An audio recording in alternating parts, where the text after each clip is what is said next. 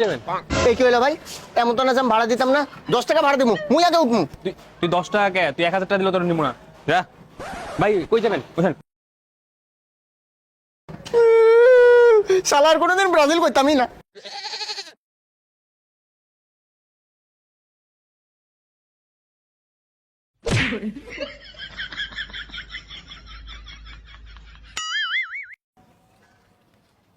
আল্লাহ, এই রাস্তা তো পেকে।